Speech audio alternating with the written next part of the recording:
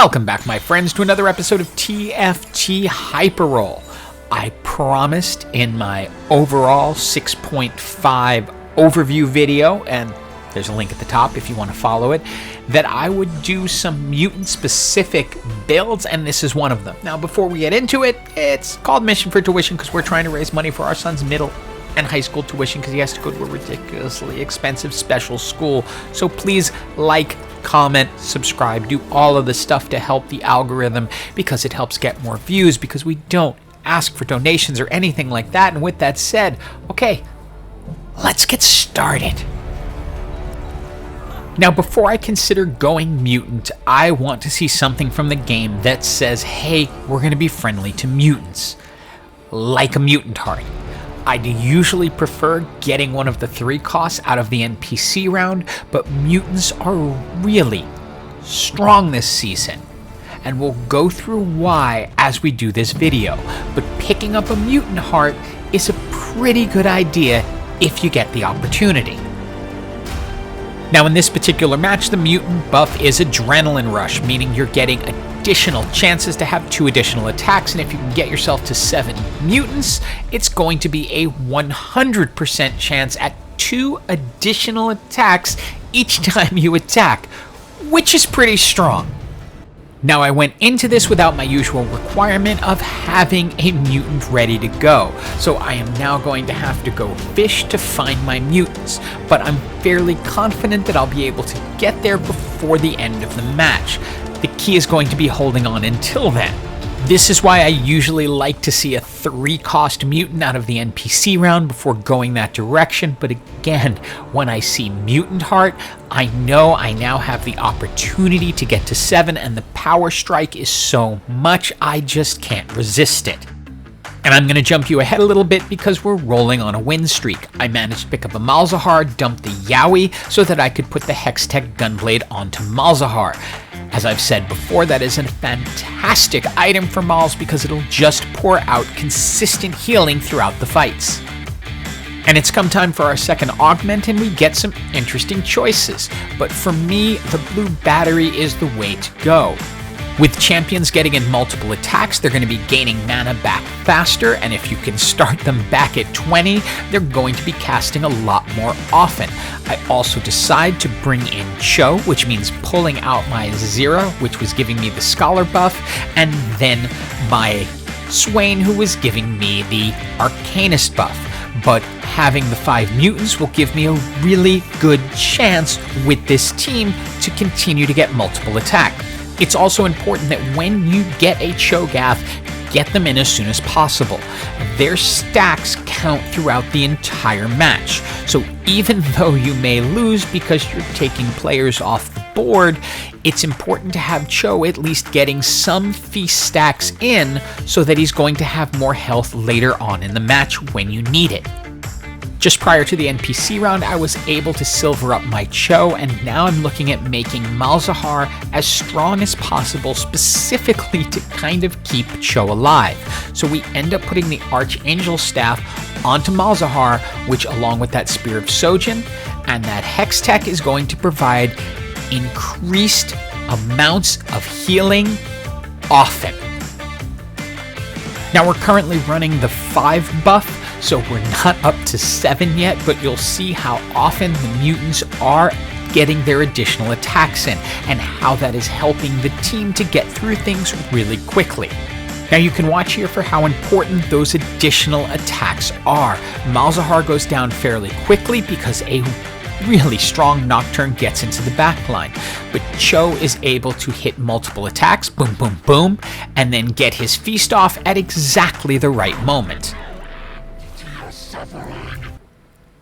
Into our final augment, Gary was obviously hanging out at his desk and decided to give us something mutanty.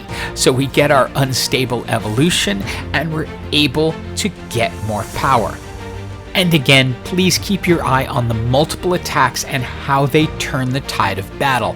Malzahar's multiple attacks is allowing him to cast much more often, which is keeping Cho alive, who is also casting more often and feasting.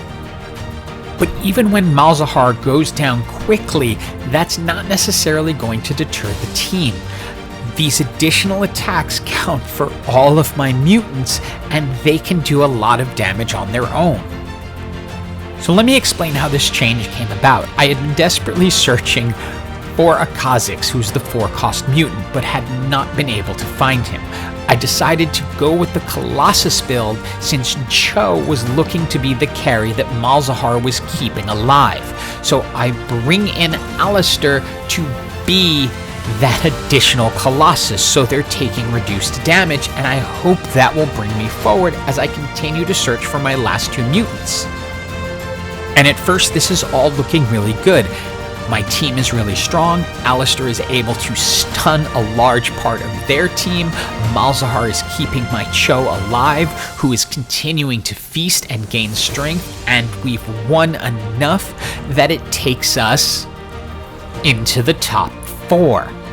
And in fact, I'm now going to switch out my Zira for Silco to make sure my Colossuses attack early.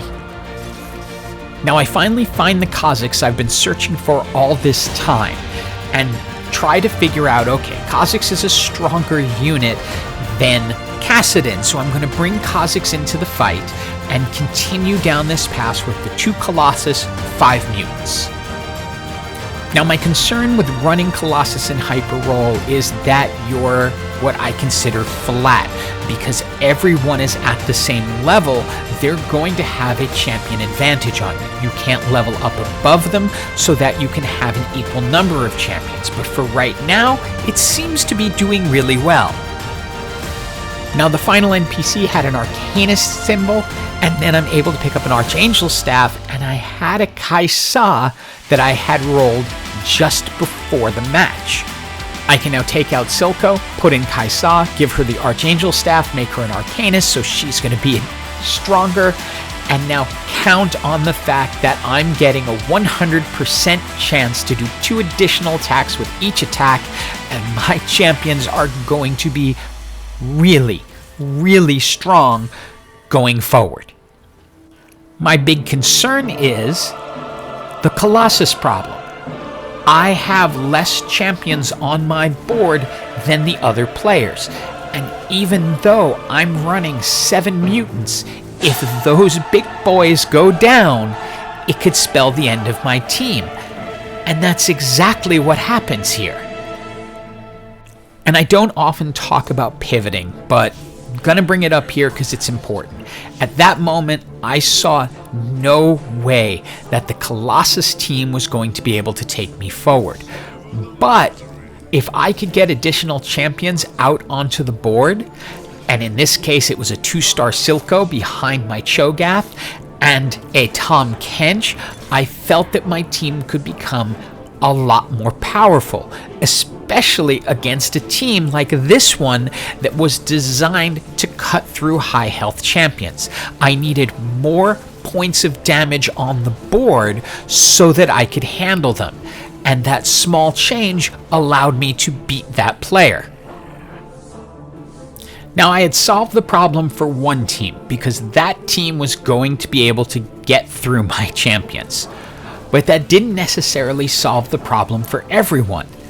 This team, which is running Colossus, is able to do a ton of damage. And while my Kaisa almost cleans it up, it's not quite enough. So now it's 1v1, last match takes all. And let's show how this is going to play out. My key here is to try to get myself to a 2-star Kaisa, so I'm going to use everything I can to try to get there, and Gary's on my side, and I get it. Then, because Tahm Kench spit out a Giant's Belt, I could make a ZZ Rod on Kaisa. Now, I could have reforged everything on her kit, but I really wanted the Archangel Staff because that's a good item for her, especially when she's attacking so much and she's going to be casting so often. So I didn't want to take a risk on losing that. And you will see in this strange case how well that ZZ Rot played out because it kept their team occupied with Malzahar handing out the healing and allowing me to win. I love mutants this season, especially when you can get up to 7 if you see a mutant emblem early. Take it. I hope you enjoyed the video and have an absolutely, absolutely awesome day.